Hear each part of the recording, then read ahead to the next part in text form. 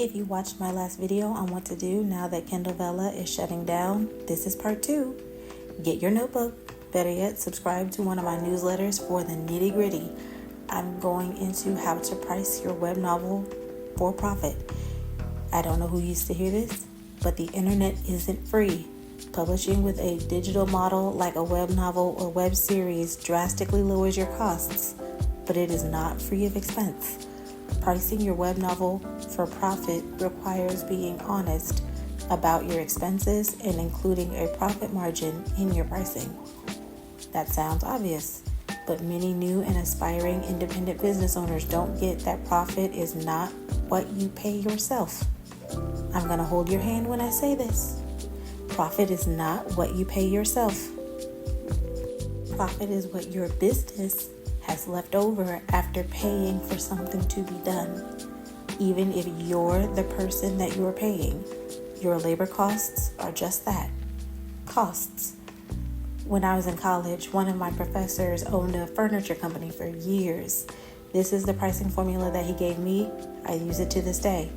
To price for profit, add your expenses and divide that number by the reciprocal of your desired profit margin. Sound complicated? Well, it's about to get a little more complicated than that. So give this video a like and add this video to a playlist so you can come back to it. Let's talk about expenses.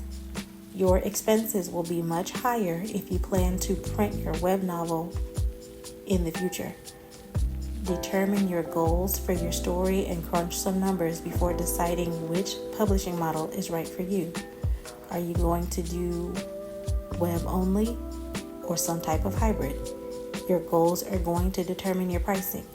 List out your expenses like copyright, editing, hosting, advertising, the list can go on. The corresponding email that comes out this evening will have a detailed breakdown of all of this and more. But back on track. After you know your expenses, take that number and divide it by the minimum number of subscribers you want to rely on in order to generate an income from web fiction. Again, keep your goals in mind. If you are hybridizing serialized web fiction and print books, you may be okay with a lower number of subscribers and lower subscription fees. Once you've divided your expenses by your minimum number of subscribers, you have your cost per subscriber.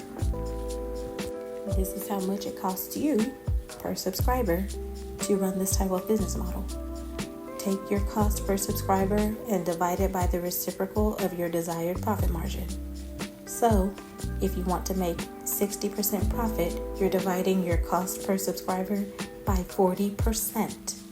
If you don't have a pen and paper yet, pause the video and go grab it. I'm about to show you what that pricing model looks like. So, add up your expenses, copyright, editing, labor, advertising, whatever you plan to spend on your story. Divide that number by the minimum number of subscribers you want to have. This is your cost per subscriber. Write that number down and clear your calculator. Take your cost per subscriber and divide it by 0.40 or 40%. This gives you how much revenue you need to bring in to profit from your stories. We'll call it your base revenue. Write that number down and clear your calculator. Take your base revenue and divide it by 12.